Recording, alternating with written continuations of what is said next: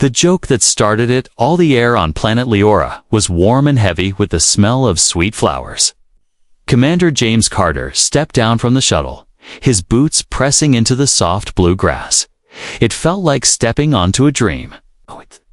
The sky above was not the usual black of space, but a deep violet, sprinkled with 3 small moons. This was his first diplomatic visit to the Leoran people, a peaceful alien race, who had just opened contact with humanity. Carter had been on many missions before, but Leora was different. The air hummed quietly, as if the whole planet was alive and listening.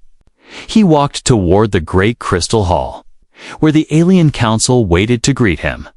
The Lyrans were tall and graceful, with skin that shimmered like water and eyes that glowed faintly in the dim light. They bowed their heads in respect as Carter entered. At the center of the hall stood the Elder, his long silver robe flowing like liquid. "Welcome, traveler from the stars," the Elder said in a soft, musical voice. "May this meeting be the first of many." After a short ceremony, they invited Carter to join them for a shared meal. The long crystal table was covered with dishes of glowing fruit and steaming bowls of fragrant soup. He had never seen anything like it. As they began to eat, Carter noticed a small figure peeking from behind the Elder's chair. It was a little alien girl, no older than 10 in human years. Her large, bright eyes stared at him with pure curiosity. Slowly, she stepped forward, her tiny feet making no sound on the crystal floor. She carried a small silver cup in her hands. When she reached Carter, she looked up and smiled shyly. "Are you the human everyone is talking about?" she asked. In a soft voice, Carter chuckled. "I suppose I am." The girl tilted her head. "Do all humans travel between the stars?" "Not all," he replied. "Just the lucky ones." She seemed to think about this for a moment. Then, with a sudden boldness, she said, "When I grow up, will you marry me?" The whole table went silent for a moment. Carter blinked in surprise, then laughed. "Sure," he said playfully. "Do you still remember me by then?" Everyone at the table laughed, but Carter noticed something strange. The Elders did not laugh as much as the others. They exchanged quiet glances, their glowing eyes meeting for just a second before looking away. The girl smiled happily, as if his answer had been the best gift she could receive. She skipped back to her seat beside the Elder. The rest of the evening went on with polite conversation and delicious food. But the memory of that moment stayed in Carter's mind. It was just a silly joke, he told himself. Kids say strange things. Sometimes, after the feast, Carter stepped outside to breathe the cool night air. The 3 moons hung low in the sky, casting soft silver light over the gardens. He wandered among the glowing plants until he heard faint voices nearby. He stopped.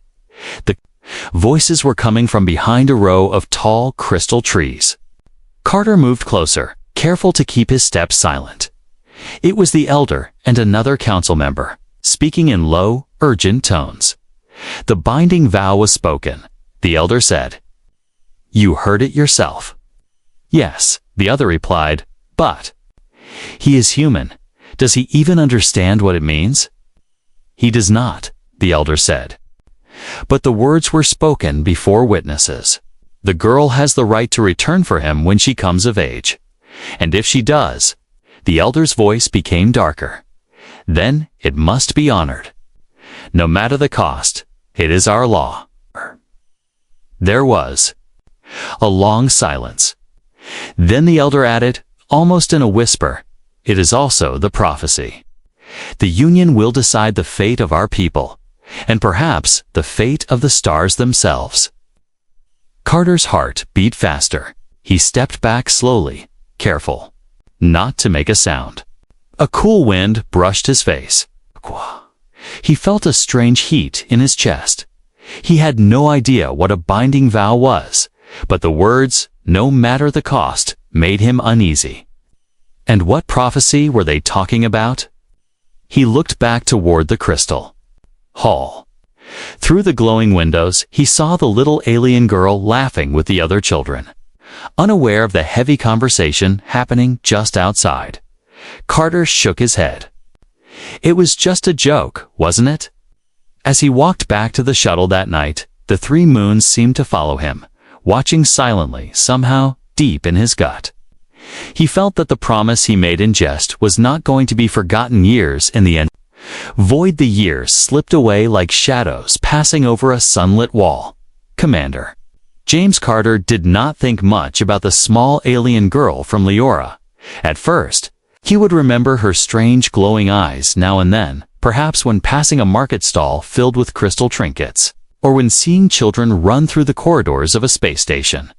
But as time went on, the memory faded. He had missions. To run, battles to fight, treaties to negotiate. The galaxy was a restless place. Civil wars flared on distant moons. Merchant fleets were ambushed by pirates in the black between the stars. Carter moved from one crisis to the next, his name becoming known as a captain who could solve impossible problems. Still, in the quiet moments, the rare hours when he stared out at the stars from his ship's observation deck, an odd thought would surface. I wonder if she remembers. He always brushed it away. She was just a child. It had been a joke. One night, deep in the uncharted sector of the Orion Verge, Carter's ship, the Horizon's Edge, drifted through the silent dark. The crew was at rest, and Carter was alone in his quarters. He had just finished reading a report when a soft chime echoed from the ship's comm system. "Captain," said the AI's calm voice, "you have a priority-encoded message." Carter frowned. From who? "No registered sender," the AI replied. Message arrived through an encrypted quantum channel. No known origin point. A ripple of unease moved through him. "Put it on screen." The holographic display lit up. For a moment, there was only static, shifting blue and white noise like a storm trapped in glass. Then, slowly, letters began to form. "The daughter of the moon returns." Carter stared at the words, feeling an odd tightening in his chest. "Computer, is there more?" "No," the AI answered. "That is the complete message." 2 days later, the crew began to notice strange things. A merchant ship reported seeing an unknown vessel following them before vanishing without a trace. A long-range sensor picked up an energy signature, unlike anything in the database. At first, Carter told himself it was coincidence. Space was full of mysteries. But then, in the middle of a jump between systems, the Horizon's Edge's nav console flickered, and for just 1 second, an image appeared on the main screen. It was a face, the same large glowing eyes, the same tilt of the head, older now but unmistakable. And then, just as quickly, it was gone. "Captain," said First Officer Raines the next day, leaning over the command table. "That message, the daughter of the moon. What does it mean?"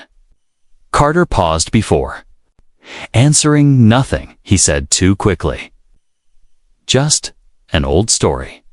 But in his mind, the voice of the elder whispered again. "She has the right to return for him when she comes of age. It must be honored, no matter the cost." 1 week later, the answer came. In the shadow of a dying red star, a silver ship emerged from hyperspace. Its design was like nothing the human navy had ever seen. Long curved wings of metal that shimmered like liquid, moving as if alive. "Unidentified vessel," Raines called over comms. "State your purpose." No answer. The ship moved closer, its surface rippling with strange light. Then a single shuttle detached and glided toward the Horizon's Edge in the docking bay. Carter stood waiting with a security team. The shuttle door opened. A figure stepped out. She was tall now, her form elegant and graceful, her long hair catching the light like threads of silver. But her eyes, they were the same, bright, unblinking. She stopped only a meter away from him. "Commander." "James Carter," she said, her voice clear and calm. You made a promise. Carter felt every sound in the docking bay vanish. I have come to claim it. The docking bay of the horizon's edge had never been this quiet. The crew stood in two lines, their boots clicking softly as they shifted uneasily. Above them, the great steel doors slowly rolled open, revealing the alien shuttle, a gleaming silver shape that looked more alive than mechanical. Its surface shifted like liquid metal, reflecting the bay lights in 1,000 dolls. Tiny ripples. Carter kept his eyes fixed on the airlock. His mind was steady, but his heart was not. The words from years ago replayed in his head. If she returns, the bond must be honored, no matter the cost. The airlock hissed. A sharp beam of white light cut through the thin mist as the door opened. She stepped out. Her presence was like the calm before a storm, silent but heavy with something unspoken. The little alien girl from Leora was gone.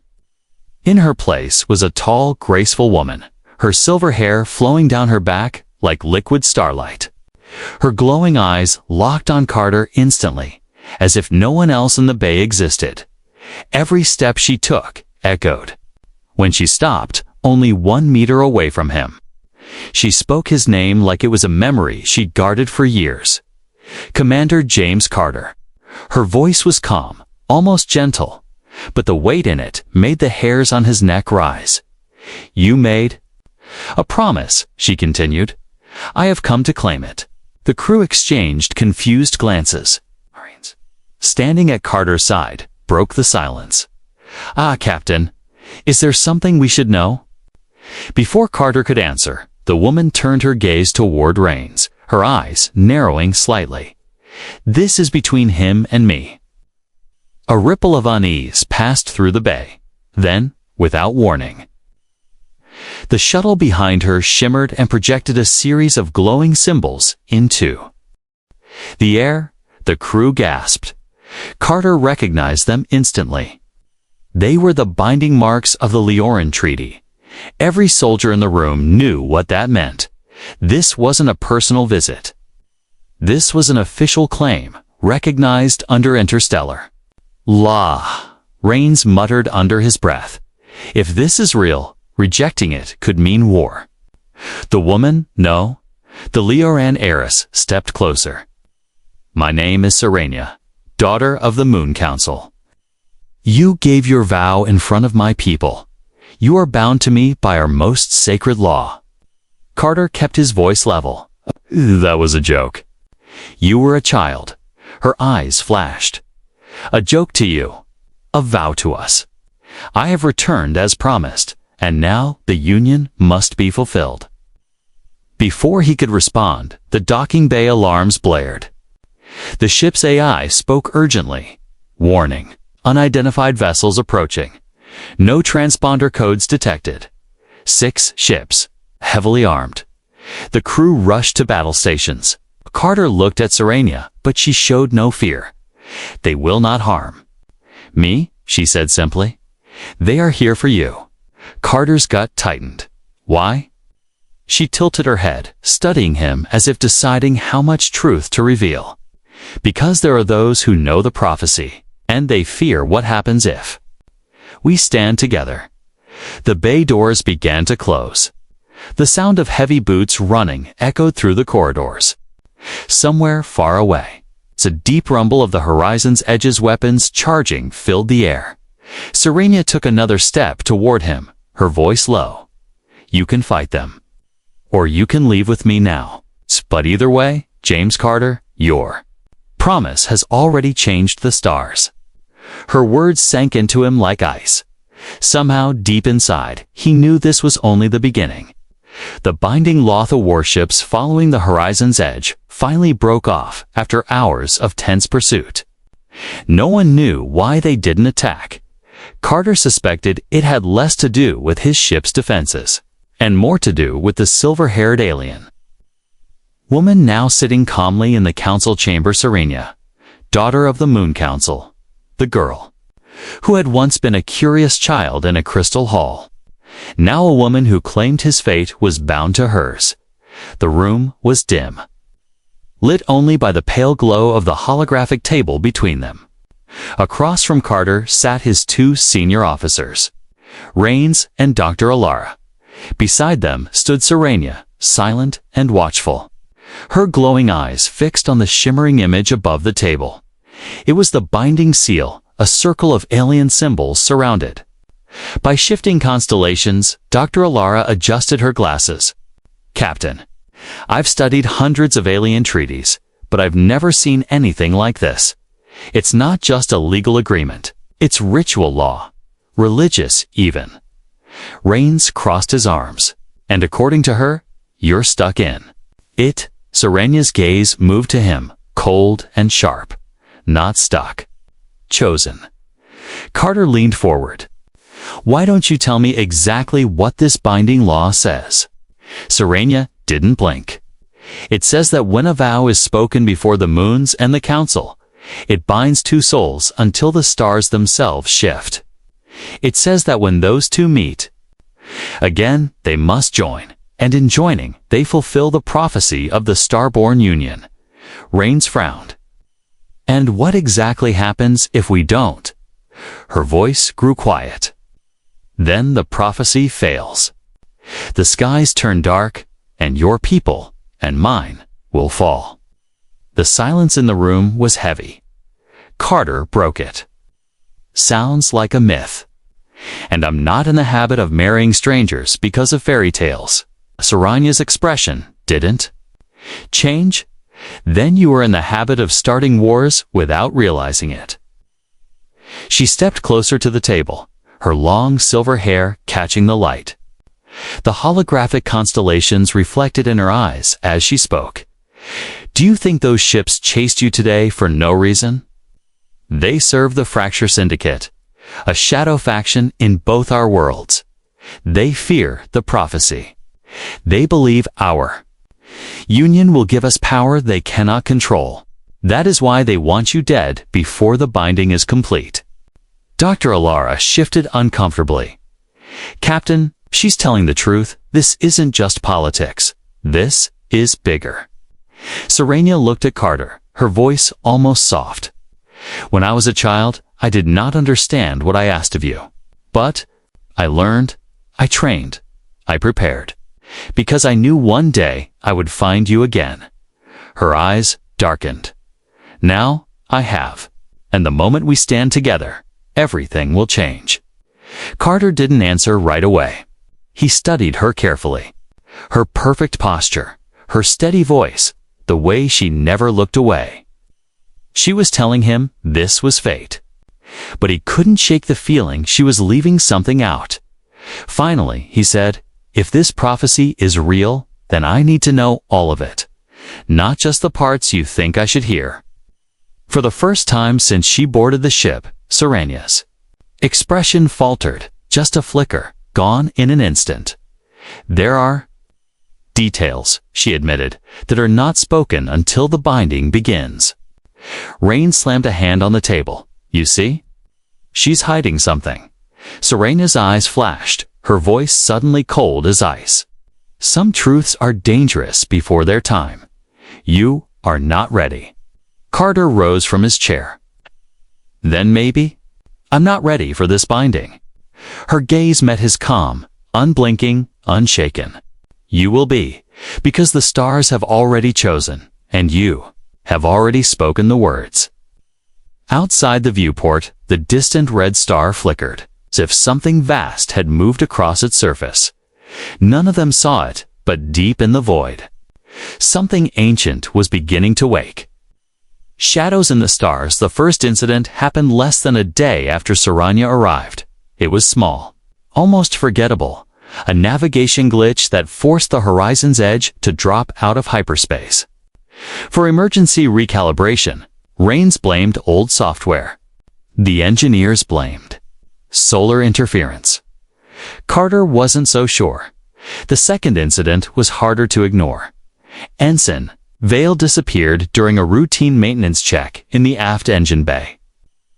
His tools were found on the floor, still warm from his touch, but the security footage was blank, as if the cameras had simply chosen not to record that moment. When Carter asked Serenia if she had seen anything, she only said, "The stars are shifting. Not all shadows come from enemies you can see." It wasn't an answer. By the third day, the ship felt different. The corridors seemed darker, as if the lights were slightly dimmer than usual. The air carried a faint metallic taste. Crew members whispered about hearing footsteps in empty halls, or seeing shapes in the reflection of the observation windows. Carter tried to focus on running the ship, but every time he entered a room, he could feel Serenia's eyes on him, calm, patient, like someone waiting for a clock to strike a final hour. That night, Carter woke to the sound of the ship's AI speaking quietly in his quarters. "Captain, intrusion detected." He grabbed his sidearm and followed the AI's guide through the darkened corridors. The sound of his boots echoed, but faintly, as if the walls were swallowing the noise. When he reached the cargo bay, the lights flickered on, revealing a figure standing near the supply crates. It was Serenia. Her silver hair glowed faintly. In the dim light, in her hands, she held a small black device covered in alien symbols. Carter kept his weapon lowered but ready. "What is that?" She looked at him without surprise, as if she had known he would come. "Protection." "From what?" he asked. Her gaze shifted to the bay's large viewport, where the stars stretched endlessly. "From what is already here." Before Carter could question her further, the ship's proximity alarms blared. "Warning, stealth vessel detected range. 10,000 kilometers, closing fast." The AI's voice cut through the sirens. "Captain, the ship's scanners cannot get a visual. It appears to be shifting in and out of detectable space." Rain's voice crackled over comms. "Sir, whatever it is, it's big, and it's not responding to hails." Carter turned back to Serenia. She was still watching the stars, but her hand tightened around the strange device. "If you trust me," she said softly, "I can make it turn away. And if I don't?" Her eyes finally met his, and for the first time, he saw something in them that unsettled him more than her calm confidence. It was hunger then. She said, "You'll find out what it wants, and you won't like it." The alarms grew louder. Somewhere deep in the hull, the sound of metal groaning echoed like a warning. Carter had seconds to decide, and in the back of his mind, one thought burned like fire. Is she here to save me, or is she the reason this thing found us at all? The truth revealed, the stealth vessel never attacked. One moment it was closing in, the next it was gone, as if the stars themselves had swallowed it whole. Carter didn't ask how Serenia made it happen. He wasn't sure he wanted the answer. Later, he found her in the observation deck, standing alone before the vast window. Outside, the galaxy stretched like an endless ocean of fire and darkness. Her reflection in the glass looked more like a statue than a living being, still, perfect, and unreadable. "You saved us," Carter said quietly. She didn't turn. "I delayed the inevitable." He moved closer. "Then tell me, what's coming?" Her voice was low, almost a whisper, but every word carried weight. "There is an ancient truth your people do not know. Before the first human ship touched the stars, before your kind even dreamed of leaving your world, there were the Starborn." She raised her hand, and the window's glass shimmered with alien symbols that hung in the air like glowing dust. They formed into shapes, vast winged silhouettes, their eyes burning like suns. They shaped the paths between galaxies, built gates in the dark, and they made pacts with those they found worthy. Her glowing eyes met his in the glass. "My people were chosen once, but we failed them. The prophecy says a new union must be forged, one Leoran, one not, to summon the Starborn again." Carter crossed his arms. "Summon them? For what?" "To lead us," Serenia said simply. "To unite us before the rift consumes all." Rift. She touched the glass, and the stars beyond seemed to bend, twisting into a jagged tier of black nothingness. It pulsed like a living wound. "It is spreading," she said. "Worlds are already gone. Your maps will not show them. Your kind does not remember what is missing." Carter felt a chill run through him. "And you think marrying me is the solution?" Her lips curved into the faintest smile. "Not marriage as you understand it. The binding is more than law. It is fusion.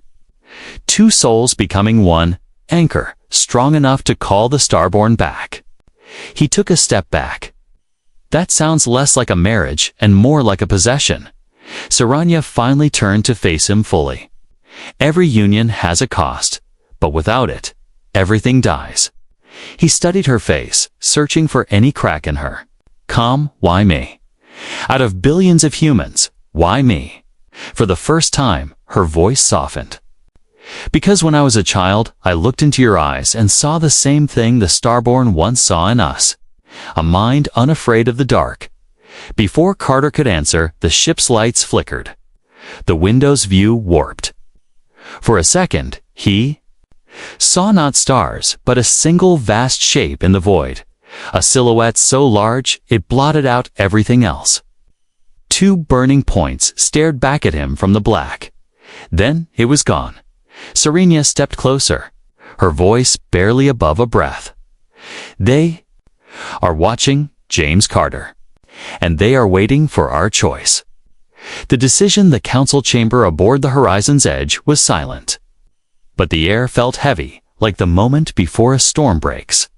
On one side stood Serena, silver-haired, calm, and glowing faintly in the dim light. On the other side, Carter's officers waited, their faces tight with worry. The holographic display in the center of the room showed the rift a jagged black wound in the galaxy, pulsing slowly, swallowing stars one by one. The binding seal shimmered above it, waiting for Carter's answer. "Captain," Raines said, his voice low but urgent. "If you do this, you're giving her and whatever these starborn are power over humanity. You don't even know their true goals." Saranya's eyes locked on Carter. "If you do not, the rift will consume everything you have, ever known. I am offering you survival. More than survival, victory over the dark." Dr. Alara stepped forward. "James, we can find another way. This doesn't have to be the only choice." Serena shook her head slowly. "There is no other way. The stars have already chosen." Carter looked at the rift's image. It seemed closer now, as if the act of looking at it pulled it toward them. He thought of the missing world Serena had spoken of, and the silhouette he'd seen in the void. He also thought of the girl in the Crystal Hall years ago, and wondered if this woman before him was truly the same person, or if something else had been wearing her face since the day she left Leora. Finally, he stepped toward the holographic seal. His voice was steady. "I will do it." Gasps filled the room. Raines muttered a curse under his breath. "Renya only," smiled, not warmly, but with the quiet satisfaction of someone who had been waiting centuries for this moment. The seal flared bright white as Carter placed his hand within its circle. Serena stepped forward and placed hers on top of his. The light burned so bright it was almost painful. Carter felt it seep into his skin, racing through his veins like fire and ice at once. Outside the ship, the stars shifted. The rift stopped, pulsing, then began to close, as if an invisible hand were stitching the wound shut. But as it did, the darkness beyond seemed to move, and from it, something vast emerged. A shape so large it made the horizon's edge look like a grain of dust, wings like rivers of light stretched across the void. A head crowned with burning rings of gold turned slowly toward the ship. Two eyes brighter than suns fixed on Carter. He heard a voice. Not with his ears, but inside his mind. "Welcome, Anchor." The power in the voice nearly dropped him too. His knees? Images filled his thoughts. whole civilizations kneeling before beings of light, worlds reshaped in a single breath, empires rising and falling in moments. And through it all, the starborn looking down like gods watching ants. The light faded. Carter stood in the chamber again, Saranya's hand still in his. "You have done it," she said. "We are one now." Her smile deepened, and for a brief moment, Carter thought he saw something behind her eyes, something not entirely hers. Outside, the starborn moved closer. Their voice spoke again, filling every mind on the ship. Now, humanity will be remade. Carter didn't know if that was a promise or a threat. The rift was gone. The stars were safe, for now.